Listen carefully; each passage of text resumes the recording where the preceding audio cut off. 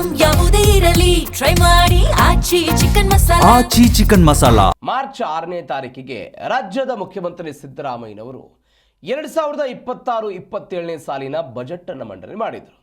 ಇವತ್ತಿನಿಂದ ಕಲಾಪದಲ್ಲಿ ಬಜೆಟ್ ಮೇಲೆ ಚರ್ಚೆ ಆಗುತ್ತೆ. ಆಯವ್ಯಯ ಬಳಿಕ ವಿಧಾನಮಂಡಲ ಅಧಿವೇಶನ ಶುರುವಾಗ್ತಾ ಇರೋದು. ಇವತ್ತಿನಿಂದ ಬಜೆಟ್ ಮೇಲೆ ಚರ್ಚೆ ಆಗುತ್ತೆ. ಸರ್ಕಾರದ ವಿರುದ್ಧ ಮುಗಿಬೀಳುವುದಕ್ಕೆ ವಿಪಕ್ಷ ಪ್ಲಾನ್ ಮಾಡಿಕೊಂಡಿದೆ.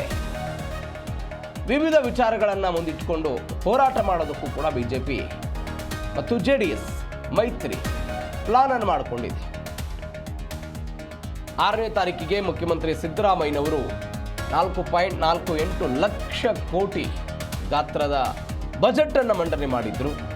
ಆ ಬಜೆಟ್ ಅನ್ನ ಬಿಜೆಪಿ ಮತ್ತು ಜೆಡಿಎಸ್ ಟೀಕೆ ಮಾಡಿತ್ತು. ಕೈಯಲ್ಲಿ ಖಾಲಿ ಚಂಬನ್ನ ಹಿಡಿದು ಬಿಜೆಪಿ ಅವತ್ತೇ ಪ್ರತಿಭಟನೆಯನ್ನು ಕೂಡ ಮಾಡಿದ್ರು. ಸರ್ಕಾರದ ವಿರುದ್ಧ ಖಾಲಿ ಚಂಬು ಏನು ಕೊಟ್ಟಿಲ್ಲ ಅಂತ, ಗ್ಯಾರಂಟಿಗಳನ್ನು ಹೊರೆ ಮಾಡಲಾಗ್ತಾ ಇದೆ, ಸಮರ್ಪಕವಾಗಿ ಕೊಡ್ತಾ ಇಲ್ಲ, ರಾಜ್ಯದ ಸಾಲದ ಪ್ರಮಾಣ ಜಾಸ್ತಿ ಆಗ್ತಾ ಇದೆ, ಸಿದ್ದರಾಮಯ್ಯನವರು ರಾಜ್ಯವನ್ನು ಸಾಲದ ಸುಳಿಗೆ ದೂಗ್ತಾ ಇದ್ದಾರೆ ಅನ್ನುವಂತಹ ನಿಟ್ಟಿನಲ್ಲಿ ಬಿಜೆಪಿಯವರು ಅವತ್ತು ಪ್ರತಿಭಟನೆಯನ್ನು ಮಾಡಿದರು.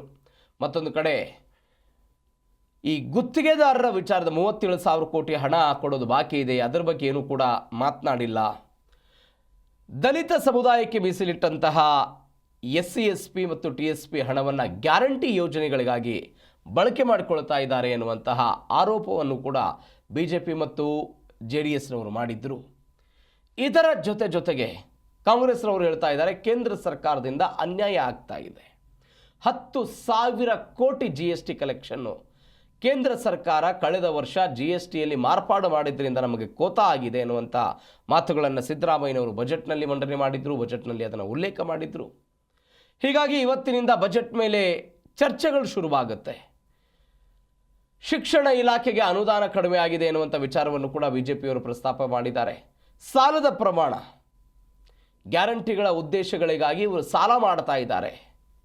ಸಾಲ ವರ್ಷದಿಂದ ವರ್ಷಕ್ಕೆ ಜಾಸ್ತಿ ಆಗ್ತಾ ಇದೆ ಎನ್ನುವಂಥ ಒಂದು ಹೋರಾಟ. ಮತ್ತೊಂದು ಕಡೆ ನೇಮಕಾತಿ ವಿಳಂಬ ಆಗ್ತಾ ಇದೆ.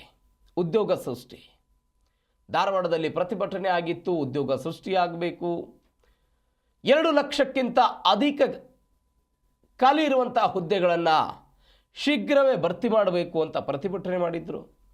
ಆ ವಿಚಾರವನ್ನು ಕೂಡ ಬಿಜೆಪಿ ಕೈಗೆತ್ತಿಕೊಳ್ಳುವಂತಹ ಸಾಧ್ಯತೆ ಇದೆ. ಒಟ್ಟಾರೆ ಇವತ್ತಿನಿಂದ ಬಜೆಟ್ ಮೇಲೆ ಏನು ಚರ್ಚೆಗಳು ಶುರುವಾಗುತ್ತೆ. ಇದು ಭಾರಿ ಕುತೂಹಲಕ್ಕೆ ಕಾರಣ ಆಗಿದೆ. ಜೆಡಿಎಸ್ ಮತ್ತು ಬಿಜೆಪಿ ಸರ್ಕಾರದ ವಿರುದ್ಧ ಹೋರಾಟ ಮಾಡ್ತಾರೆ.